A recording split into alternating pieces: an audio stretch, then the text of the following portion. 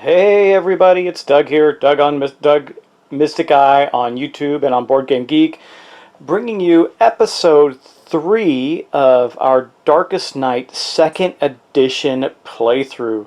Really cool stuff, lots of fun. If you don't know enough about the game or enough about this 2nd edition, I highly recommend you go back and look at the very first episode of this.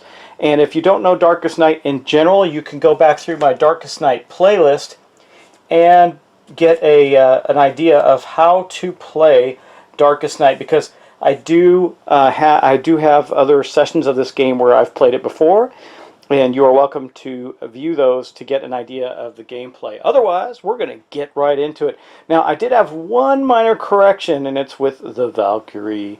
Now, the Necromancer, and I left this down here to show you that he rolled a 1 anyway, so he would have moved to the village regardless. But the Valkyrie had destroyed the Nexus Blight. And so I didn't remember if I had actually taken the secrecy or where, at least showed you that. So you can see that she's normally at a 5. She lost one for flying, for using her wings, and she would have lost another one for destroying the blight, because when you destroy a blight, you lose a secrecy. So she's technically at 3 right now. If she were to move again or something, it would go back up a little bit, but that's where she's at the moment. That was the only correction I noticed from episode 2. So let's get on and continue with our playthrough. Well, there is a lot going on, and our Tinker's in a little bit of trouble here. He's not in trouble of being killed or anything, but the Necromancer is there with him. He's got this flux cage, which he loses a secrecy on entering and leaving. That's not terrible, but it's not great. And then the webs, when you're leaving, you lose a turn unless you destroy it. I mean, my ideal scenario was for him to go start activating some of his gadgets and do some searching. I don't know if we're going to do that or not, to be honest. We might try and run away. I'm not sure yet. I'm not going to go with him first. I think what we're going to do is we're going to focus first on the ruins. In the ruins, we have the Druid and our Valkyrie there with this secret convoy that already has 2 time tokens on it, which means in 2 more turns we're going to fail that. Now what we have to do is elude the secret convoy. So it's elude versus 5, and if it's successful, we get to place our token on there and gain an artifact. It only requires 1 success token for that quest. So there is also, now there's no blight there currently, so we're free of blights, and I believe our Druid, who is still in pretty good shape as far as secrecy and that is concerned, he still has a 5, is going to attempt to do that that event there, the quest rather. So we're going to start with our Druid, but you know what happens when we start with a character? We have to first draw an event card unless they're in the monastery. Nobody's in the monastery now, so everybody's going to have to draw an event card on their turn. So we're going to start with the Druid. I'm going to get the event deck out. Here it is. Boom. And we're going to draw a big event and see what we get. Let's see. Ooh. Okay. Sorry. By the way, look at these event cards. They're tarot-sized. And they're absolutely, I mean, the art, everything, I just love the treatment of this game now. It's just, it was good before. It's fantastic now. Okay, randomly select one of your powers. Spend 1 grace or place the selected power at the bottom of its deck. Well, and draw a card from the same deck. I'm going to spend a grace. I don't want to do that. So he's going to lose a grace. He's going from 5 to 4. I know you probably think that's really bad, but I like the powers he has right now are really important. Well, you know what? I'm going to take that back. He's not going to spend a grace. What am I doing? And remember, these are just temporary boards, so when you saw it shift there, I apologize. They're not the final boards. He's going to use his visions. It's a bonus ability, and it says, exhaust after you draw an event card to discard it without effect. We're going to do that. So we have exhausted his visions card to totally get rid of this. He's just going to ignore it like it didn't happen. And that's better than taking a grace or giving up the card. So that's what we're going to do there. And then while he's there, that took care of his event. Now while he's there, he's going to use the tactic Camouflage, which allows him to elude with 2 dice. So we're going to do that. A tactic isn't something you expend or exhaust unless it says so. Typically, you just get to do them. It's part of your action. You do it as once a turn. So his action is going to be to elude the convoy. So I got the dice bowl out there. We're going to roll 2 dice. I'm going to roll these 2 sweet-looking gray dice. And see, we need to get a 5 or better on the 2 dice. Each success gives us a success marker, but we only need 1. So let's hope we get it. A 5 and a 6. Wow, that was really good. So the Druid succeeded. That's pretty awesome. That was we're having pretty good luck on the dice right now. So we have successfully completed this quest, and I'm going to pull it up and show it to you again and just read the flavor text in case you didn't catch it last time. Rumors say the Necromancer has located a powerful artifact but hasn't yet transported it to his lair. Steal it from the convoy to claim it for yourself. So we did that. We snuck in, we eluded the baddies in the convoy, and we stole an artifact. So again, it just requires, normally things might require more successes and I'd put success tokens on there, but because this only requires 1, we are done with it. And we get to draw an artifact. So here's the artifact deck. I did shuffle it, but I'm just going to give it a cut. We're going to put it right here, and we're going to get to draw an artifact for our Druid and see what we get. Hopefully it's something really cool. A Shield of Radiance. When the Necromancer's... -1... Oh, this is sweet. -1 darkness when the Necromancer's movement roll is a 6. So if he rolls a 6, which means he's likely to spot somebody, we're going to get to reduce the darkness track. That is so powerful. I love it. Okay, so that is going to be with our Druid. I'm going to put that up there with him. I got to remember that when we roll a 6, but that is so awesome. What a great turn for our Druid. Now, he didn't lose the secrecy. He just solved the quest. So he's just sitting there in the forest still doing his thing. And that is going to be his turn. A good turn for the Druid. Really good turn for the Druid. Now I think we can go to our Valkyrie, and I'm thinking about moving her back to the forest over here where we have this Mourner's quest. She'll gain a secrecy back in doing that, and she'll move into this spot here again where we can maybe try and kill this. This has that double event thing she'd have to take. I mean, it's not the worst in the world. Just take the higher of the more powerful events. Let me see. We've got to take care of the blights too. I think that's a good move for her. I believe, I mean, we could search in the ruins. It's difficulty 4. I don't think she has anything special for searching. Let me see. Sprout wings, rich in spirit, activate when you take a grace. So, yeah, I think she's going to do that. She's going to move. We're going to take her turn. So first we have to draw an event for her. So let's get the event deck back out. Boom. And then we're going to draw an event and see what she gets. Let's see what it is. Panic. Well, we've seen this one before already. I'm shuffling these. Really, I am.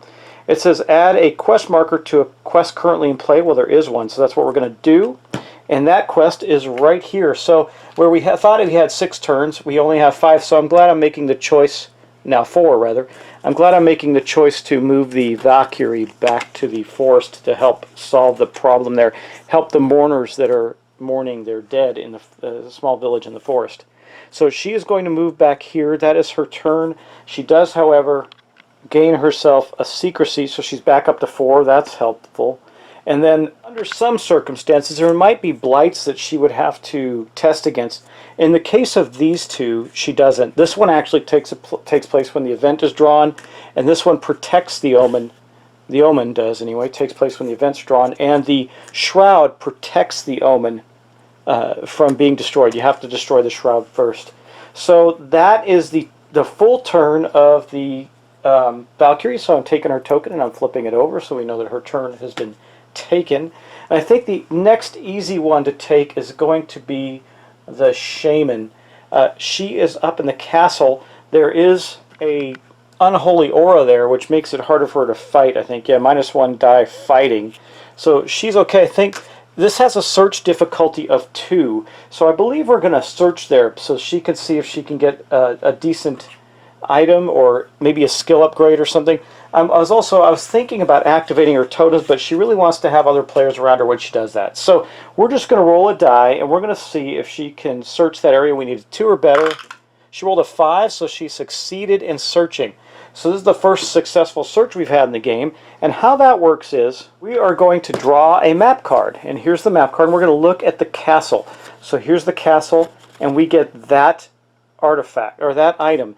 That item is the Soothing Leer. And what does that do? So let's take a look at the Soothing Leer. I was really hoping she'd get some skills, but we'll take a Soothing Leer.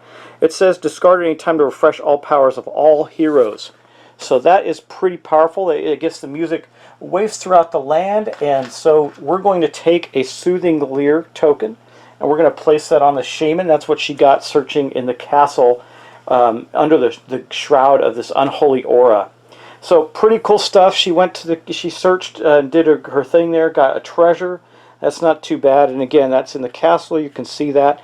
And that is going to mark the end of her turn. So the only one we have left to go is our Tinker, and I saved him for last because I'm still not exactly sure what the heck I want to do with this guy. Because if he stays there, he's going to lose his well, he is going to lose the secrecy because the Necromancer's there.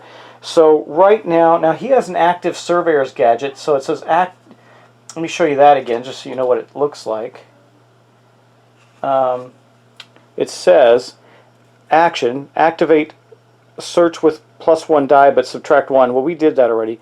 So this says activate when attacking a blight, deactivate if you move, or it's active rather, so he gets +1. He gets 2 against the blights. We could try and destroy the webs, but right now we do know that we have to draw an event. He cannot be seen, that he's not at 0, so he doesn't have to fight the Necromancer. The only time you have to fight the Necromancer is if your secrecy is 0.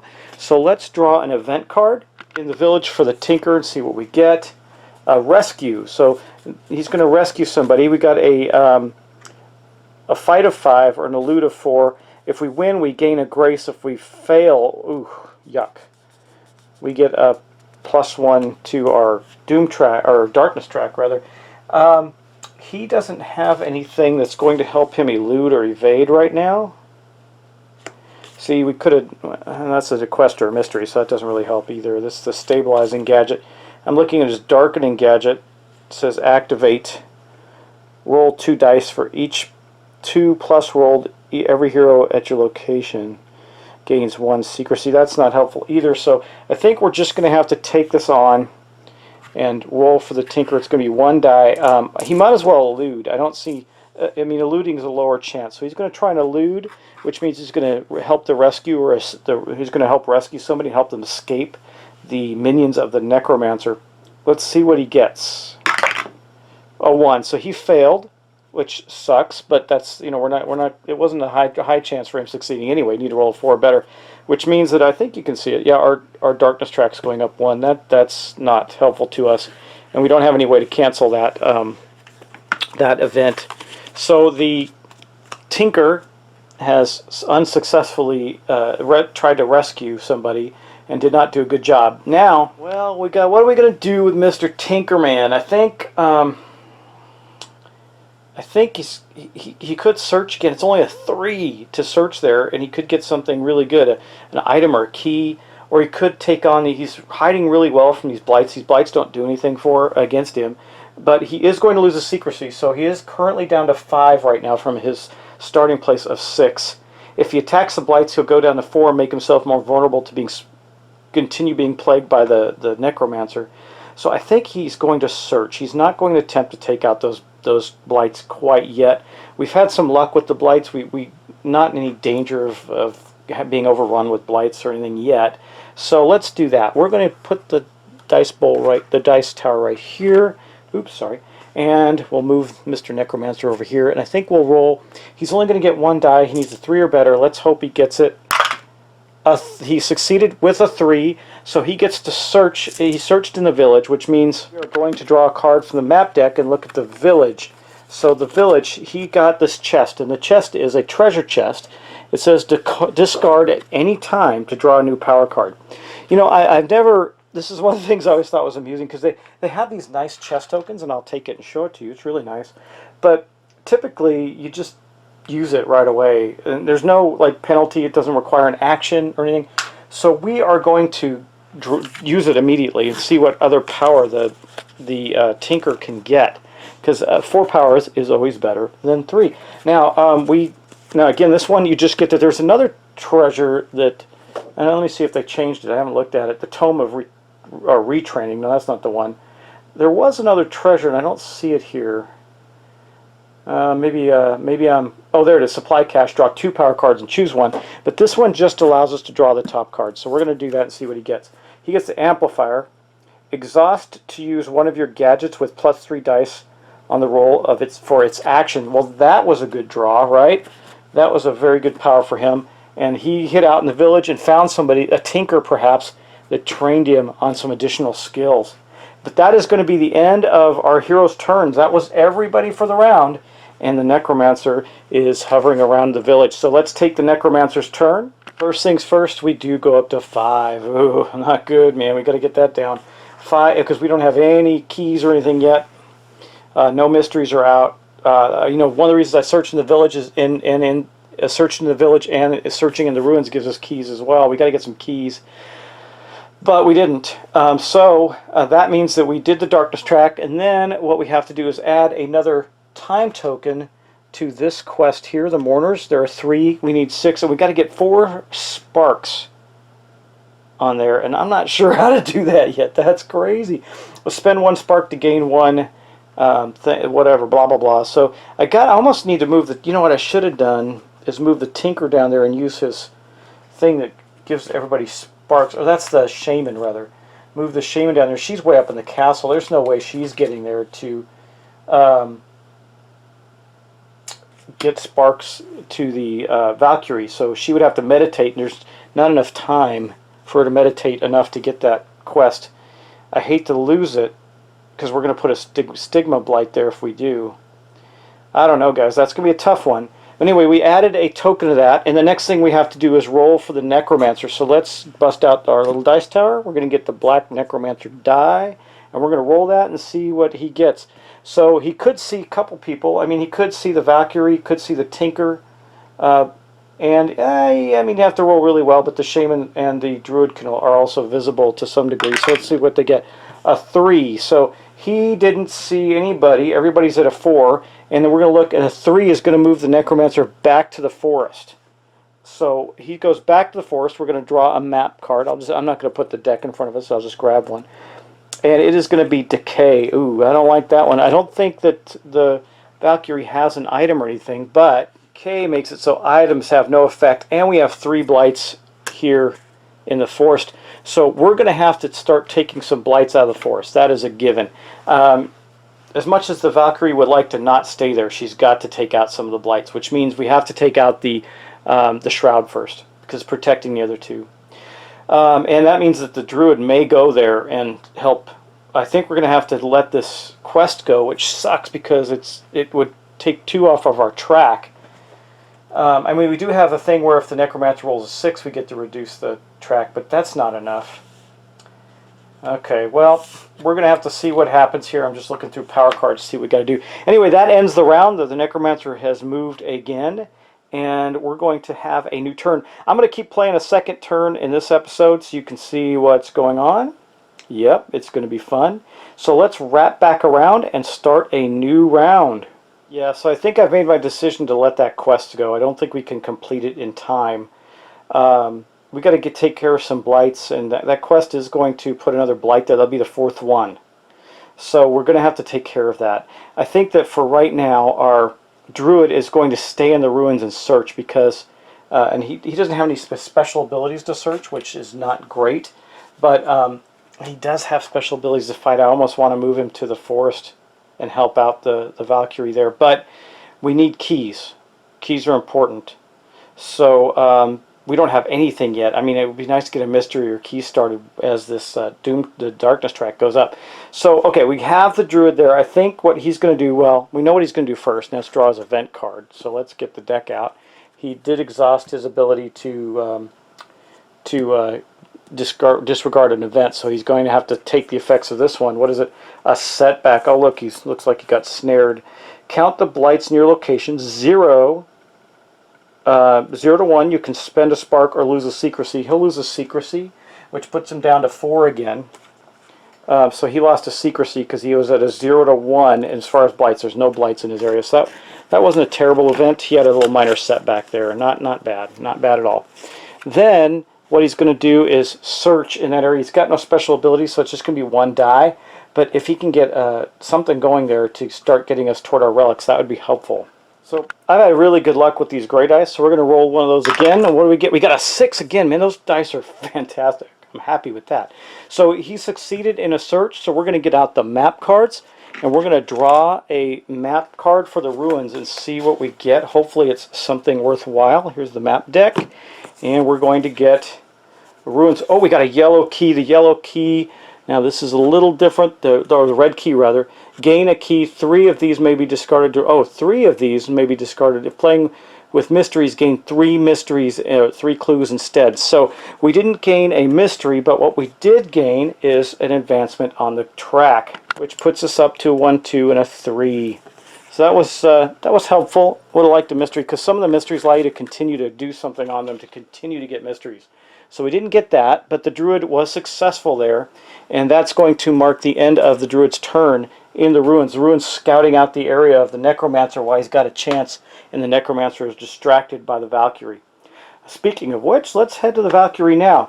She is in the space with the Necromancer, but she is not at 0, so she is going to get an event. We're going to draw an event for her. Let's do that. Boom. Let's see what she gets. Sometimes the events are good, but not always. Sloppy search. Oh, wait, we got to draw 2 events here because of the omen. So we're going to draw 2. We got a test of faith and a sloppy search. So we're going to take the test of faith because in that omen makes us take the higher of the 2 events. This one's a 2, this one's a 3. So we're going to take this one. Okay, the test of faith. Compare to secrecy. Secrecy is currently a 4. It's a 3 to 4, lose 1 grace and gain a spark.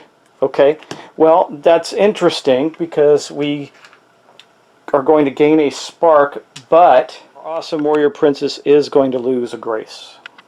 I really would like that sloppy search.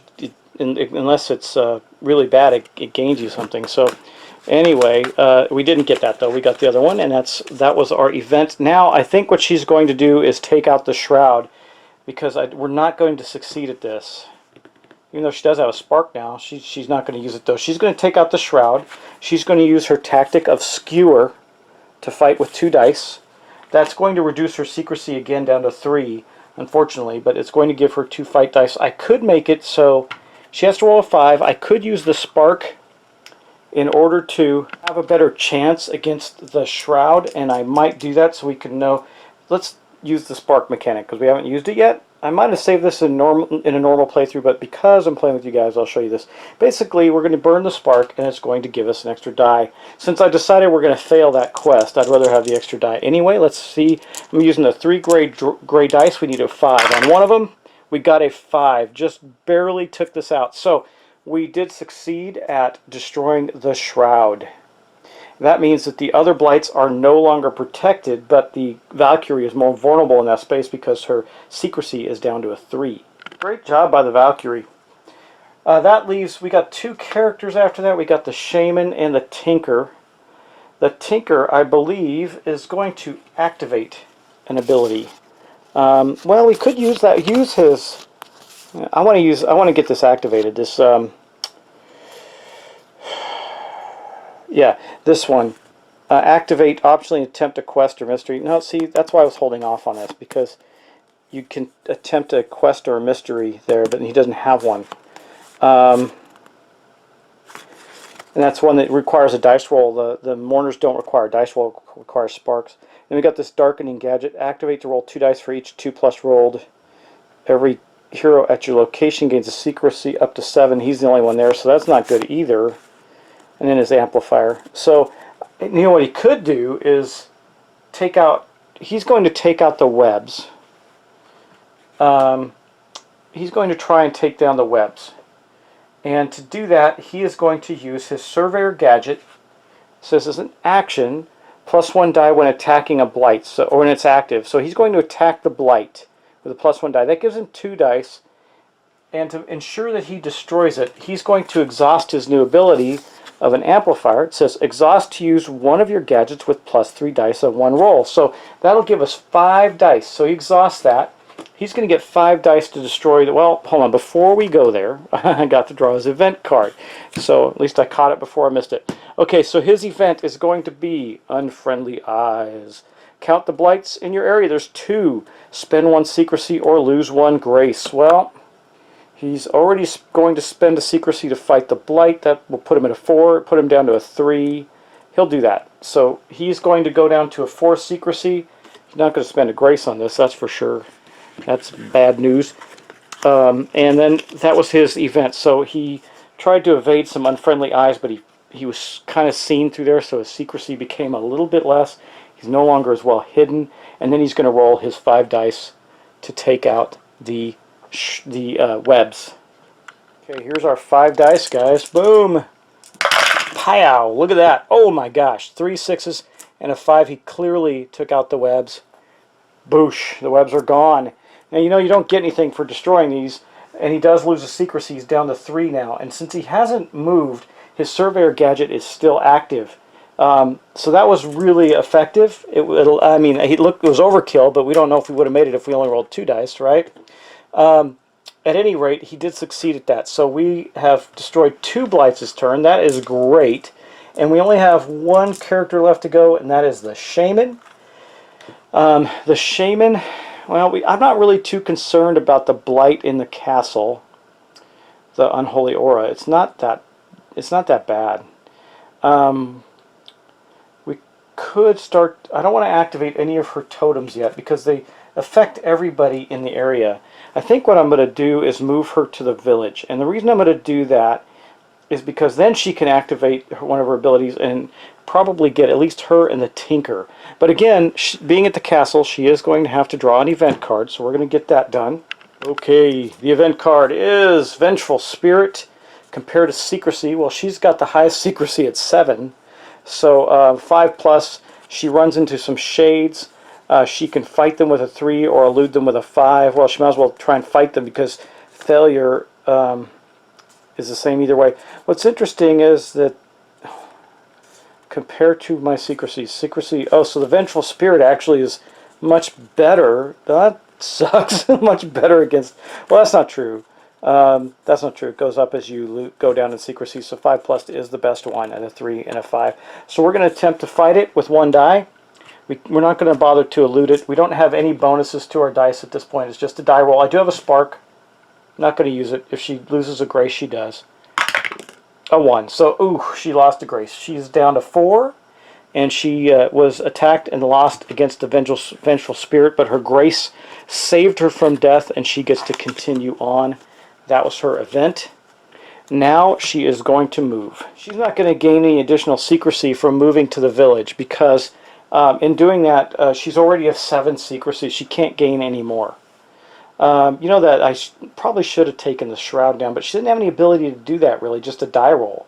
She could spend her spark and get 2 dice against it. She has to roll a 4 plus there. But no, she'll move to the village because then she'll be able to search and she'll be able to boost up the Tinker and whoever else shows up there.